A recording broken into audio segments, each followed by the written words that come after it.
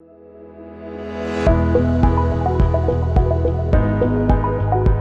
I welcome Yogesh Dikshit, founder of Eat Right program. He is an expert on metabolic health and a lifestyle coach. He is known as the Eat Right Monk by his handle, who has many successful stories of reversing metabolic disorders amongst many people. Hi, Yogesh. Really happy to have you here on our expert series of metabolic health. Good evening, Shweta, and good evening, everyone who's watching this podcast and webinar as such. Thanks for the invite and thanks for hosting me today. Thank you. Really Yeah, glad. Yogesh, let's directly get into the main concept. Let our audience understand what metabolic health means and what are the factors affecting the metabolic health. sure. So, if you look at what has happened over, let's say, last 50, 60 years, there is a lot of change which has happened in the lifestyle of most of us, right? I mean, population across the globe. And multiple reasons, different causes for that, but we won't venture into that for today. But because of that, the lifestyle has completely changed, and because of that, there is the kind of disorders that we have seen on the rise, like let's say diabetes, hypertension, thyroid, or maybe deranged lipid profiles, right? And then obesity. So some of those. Basically, a combination of that. Even let's say if a person is having two or three of those disorders, that particular state is called as metabolic disorder. And typically, some of these most of these disorders probably are triggering because of insulin resistance. So our goal has to be becoming insulin sensitive. I mean, that's probably the goal that each one of us should be having as part of becoming healthy as such. Yeah. Right. Right. And yeah, the triggers for this are like basically the kind of foods that we are consuming, right? I mean, the kind of lack of physical activities that we have been having, the increase in the grains over last several decades as such, the kind of processed foods that we have been consuming. So a net effect of that is basically making us insulin resistant, and that is what is basically causing further disorders or diseases that we just spoke about. Yeah. Right. Right. So when it comes to the metabolic health, there are typically certain dietary myths that people contain. So if you could also in your perspective and based on your experience, if you can explain what type of myths people generally have in conjunction to the metabolic health, that would be great. So yeah, I'll talk about probably three or four of those, and which are really scary because most of us assume to be the best of health foods which are available on the planet, and which are not. So I'll start with the grains first. Yeah. And grains, I mean, whole grains to an extent are okay, but most of the times we have been consuming grains in the refined or ultra refined form as such. And by grains, I'm referring to wheat, rice, and even bajra, jowar, ragi, right? I mean, those are not as great as compared to, let's say, most of the other foods that we have to be consuming.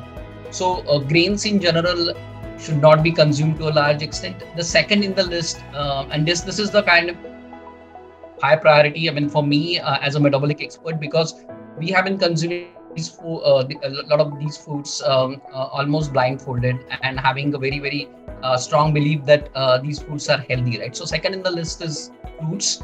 And again, fruits are definitely not healthy for multiple reasons. See, why I picked the grains and fruits is because of the high carbohydrate intake composition of these these foods as such. So as a low carb expert and the kind of impact these carbohydrate foods have on our metabolic health, that's how we should be staying away from grains as well as fruits as such. The third in the list is many a times we get to hear that high protein diets are harmful, and which is another big myth that we have come across, and it has become very prevalent as such. So proteins are the building blocks of our body, and we have to be as healthy individuals. Most of us, regardless of our age, gender, right? I mean, we have to be consuming protein-centric foods and meals as such. So we should not be having any scare or fear about proteins. And the last is, and we most likely would be talking about it a little more as well, is about fat phobia. So Hmm. we have to be consuming a good amount of healthy fat. So basically, reducing carbs and increasing proteins and fat has to be the kind of motto for most of us. Yeah, I think Okay. that explains probably most of the myths that we are coming across as a wider population. Yeah. Now, since you mentioned about consuming healthy fats, I think there is a lot of confusion around fats as well, as to Yeah. what is good fat, what is bad fat, and should we really have fat in our diet? Because a lot of people try to totally cut down on the fats. So, if you can give an explanation or a thought around that yeah. Absolutely. Yeah, absolutely. And you're right, right? I mean, when anyone utters the word fat, I think we start looking at. I mean, we feel like running away from that. I mean, that's the kind of phobia that's been created, and it's not only by the population. I think many industries have been involved in that, including healthcare industries as such. So, and if you look at what has been happening as mankind, as a human evolution, proteins and fats have always been there with us. I mean, or let's say almost 200 150 200 years back. Till that time, I think we have been consuming copious amount of fats and the naturally occurring fats and proteins as such. So if we talk about fats, there are two broader classifications of that. One is saturated and the other one is unsaturated fats, and we don't intend to get into the technicalities at this point in time. I mean, we probably can catch up other time for that. But in general, what we should be looking for is the kind of fats which are naturally occurring are very safe to have, right? And for instance, the fats which are fats we can basically get from dairy products, eggs, right? I mean, meat, chicken, all the non-vegetarian foods, nuts, seeds. So, and obviously some of the fruits like, let's say, coconut and avocado. So the kind of fat that we get from all of these naturally occurring food sources are amazing, great, and we should be consuming those without having any fear as such, right? So that's one. The only thing that we need not be doing a lot, or probably keeping ourselves away from, is fried foods, right? So while fat is good, when basically it's heated in any form, the fat is heated. Obviously, the structure of that particular fat goes for a toss, and I mean, we should be consuming as little as possible the fried foods as such. But otherwise, consuming fat in its raw form, it's in natural form, is amazing. We should be consuming that as such. Yeah. Great, great. So, Yogesh, what do you think the truth behind the ultra processed food is? We would like to understand your views on that. Sure. So, see what has happened. Let's say the food industry, right? I mean, the packaged and processed food industry came to the fore in last, let's say, 50, 60 years. And it was with the advent of growing agriculture, right? I mean, across the globe. So there was an excess production of grains like, let's say, wheat, rice, corn, potato, and those kinds of things. And then those have become GMO'd in last century as such. And because those were GMO'd, and the kind of intent for making them GMO is basically genetically modified foods, right? So the intent was to increase the production multifold, right? And that's how an excess production of all these foods were available, and then naturally those required to be packaged in kind of, let's say, foods which can be made available on the go for the people whose lives have got changed drastically, right? So that's how I think this process industry came into the fore. And then because the requirement was like, the foods have to be long lasting, those have to be attractive, and they've also made kind of addictive and very cheap as well for the repeat clientele as such. So for that to happen, there is a lot of there's a tremendous use of let's say sugar, salt, seed oils, and some of these harmful products which are being used to basically achieve let's say the shelf life and the texture and the color and all the other aspects of the processed foods as such. So because of this, what has happened is because those were cheap and the shelf life was like a lot on the higher side, the people have started consuming that to a large extent, and naturally it basically impacted their health. So the kind of disorders and metabolic aspects that we were discussing earlier in this particular webinar as such, is basically to do with hypertension, diabetes, let's say deranged lipid profiles and things like that. All of that was kind of an outcome of these kinds of foods which have been consumed in a very repeated manner as such. Mm. Having said that, while some of these grains and underlying foods definitely have been causing some kind of a damage, at the same time, a lot of healthy alternatives which have been available, like millets as such. And why millets? Basically, if you look at the way millets have been cultivated, it's a lot different than some of these grains as such, like wheat and rice. And millets have been there before even we invented, or basically we started cultivating grains like rice and wheat as such. Those have been existing far longer than these other grains as such. They can be, let's say, they can be cultivated or harvested with very low source of water in in places like, which are not fertile soil also. So like the kind of requirements that the other grains have, millets definitely are far better in terms of those being cultivated as such. They do not, and for the same reason, they do not require a lot of fertilizers, pesticides and things like that. So most of the millets that you get would be a lot organic in nature, having, let's say, very less chemicals or fertilizers in that, or probably none. And the other things from a nutrition standpoint, they are amazing because they have a good amount of fibers as compared to, let's say, rice and wheat.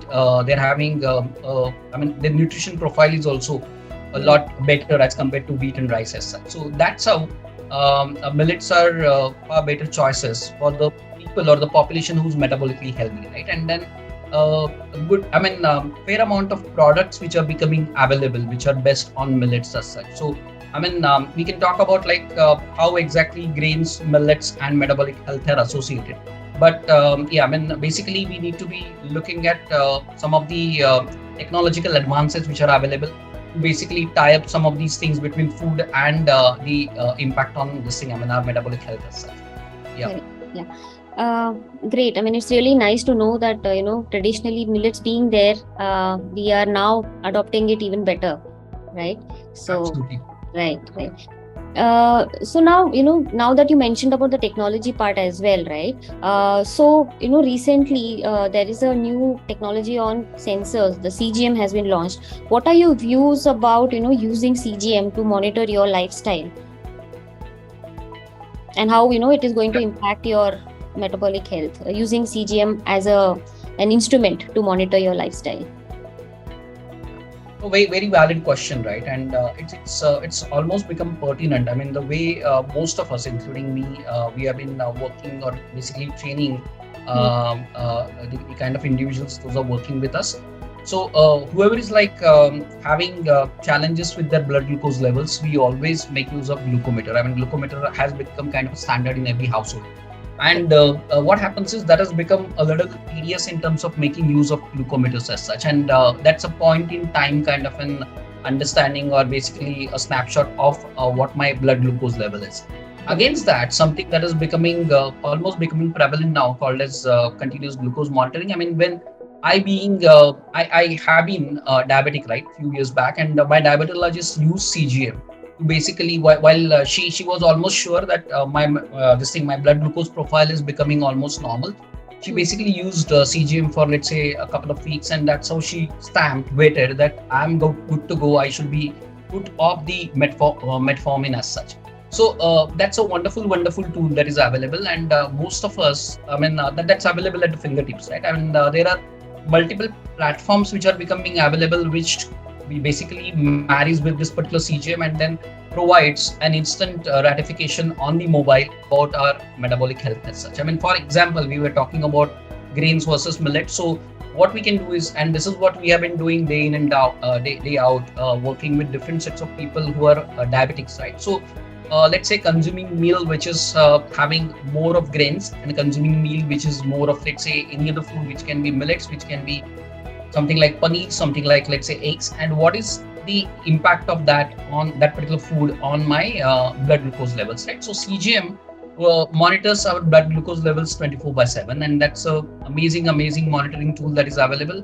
And anyone can, in a very quick amount of time, get to understand their blood glucose level, or maybe their carb tolerance. I mean, that's far better term that can be used, the carb tolerance, and they can almost get closer to remitting their situations, like let's say being type 2 diabetic or something like that. So I would very strongly recommend usage of CGM, right? I mean, tool like CGM for people who are like metabolically healthy, or someone who's also on the journey of, let's say, sports performance, right? I mean, they need to be knowing where do they stand in terms of what exactly is giving them energy, and what exactly is basically what kind of foods which are basically helping them in terms of improving their performance as such.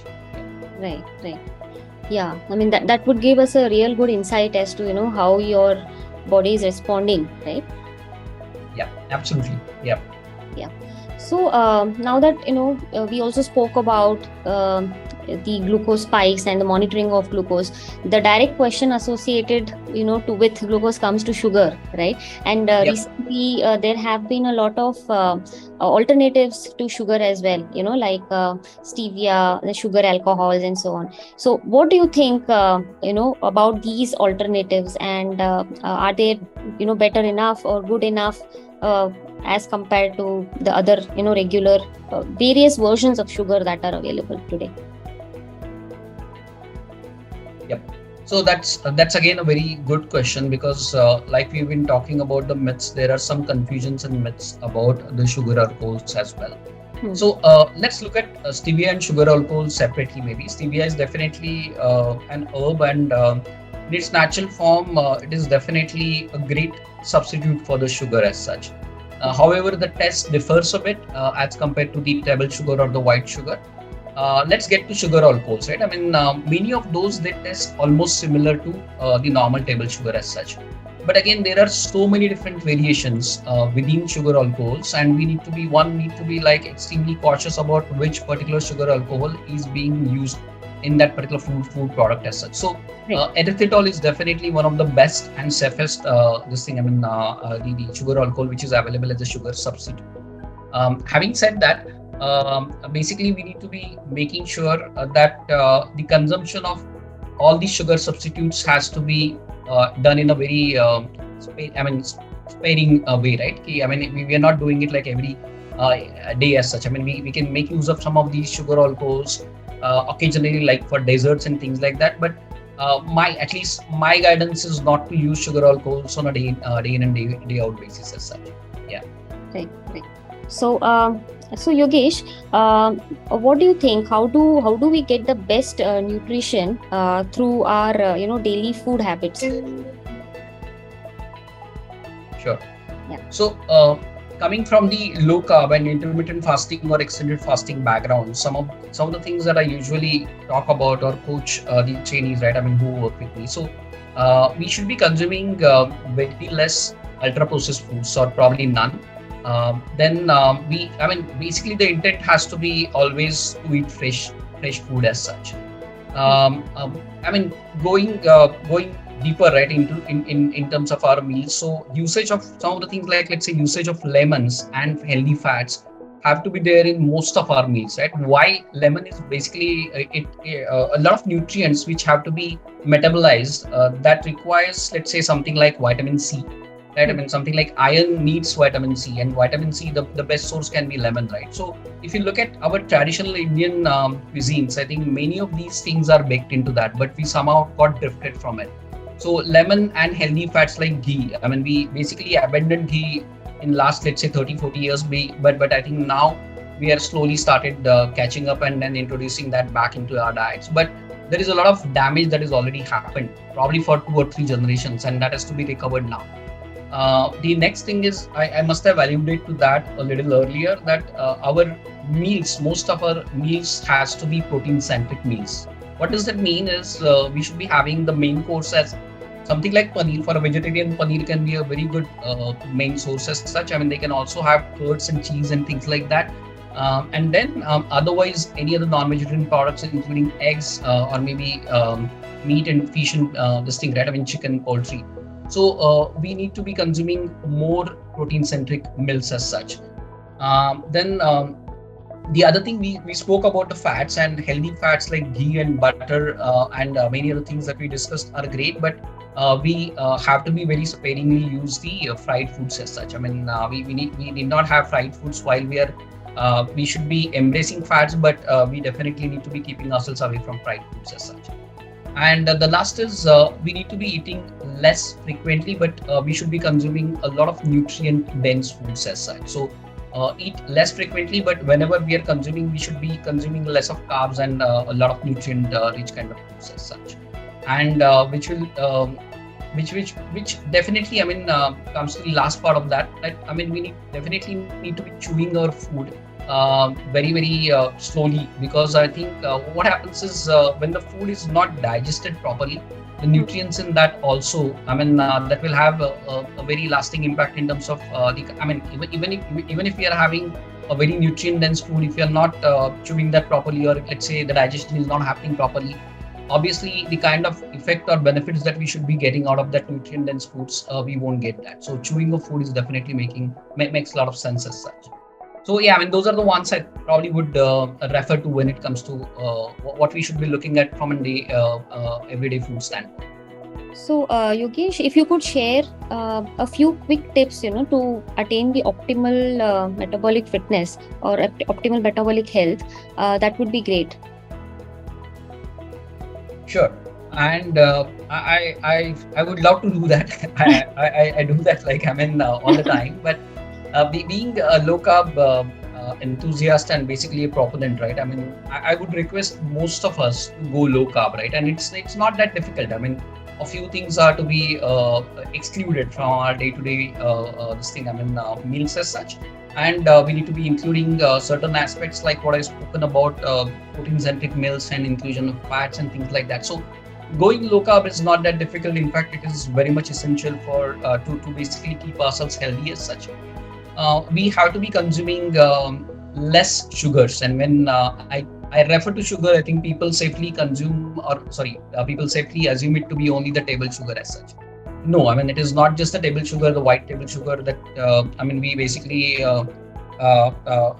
think about. It is also to do with fruits. It is also to do with dried fruits. It is also to do with honey, brown sugar, jaggery, organic jaggery. All of that basically are the same equivalents of the table sugar as such. So we need to be consuming very less or absolutely none, right? I mean, when it comes to sugars as such.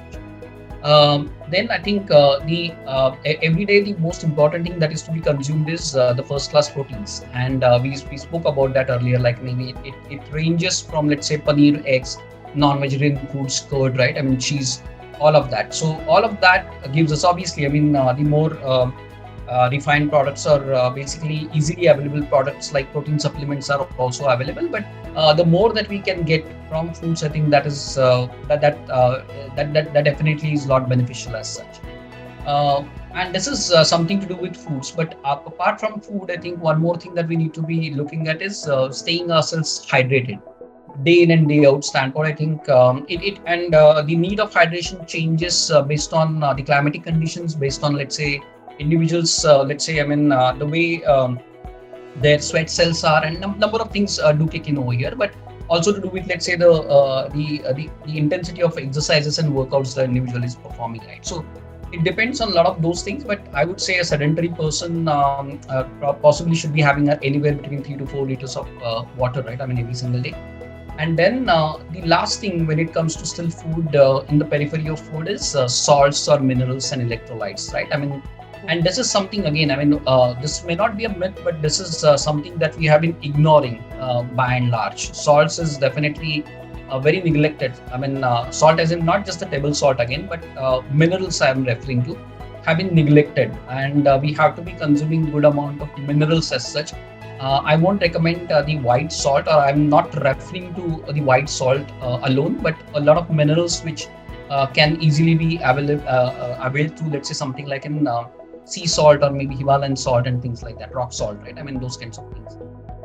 While we spoke about the food and nutrition, I think the other thing that comes in the list is definitely spending or maybe investing around 30 to 45 minutes every single day on workouts. and I would rather say moderate intensity workouts. That's definitely required. The next pillar in this particular aspect is, when we talk about health, is definitely sleep. So getting a good quality sleep, and let's say a substantial maybe 6 to 7 hours of sleep, right? Definitely is required as such. I think my one final and very important guidance or tip over here is, like, I think all of us as individuals should start building nutritional knowledge. That's one. And second is, all of us should start reading levels. So my two key takeaways, or maybe advices to most of the individuals that I work with, or I get a chance to speak about, building the basic nutritional knowledge and starting reading the labels are definitely very, very important. That will basically make us healthy, not for a point in time, but throughout our lifespans as such. Yeah, I hope I've covered, I think, most of the things that I want to cover. Yeah, right. So it was really great having you here. A lot of knowledge that I think everyone has gained. Basic concepts are now, I think, clear as to what metabolic health means, the goods and the bads to be avoided, right? So yeah, thank you so much for being here. It was a great talking to you. Thank you. And yeah, wonderful hosting me over here. And then I hope our audience and viewers will get a basic understanding about nutrition. And all the best for your ventures, including the expert series that you have launched today. Thank you so much.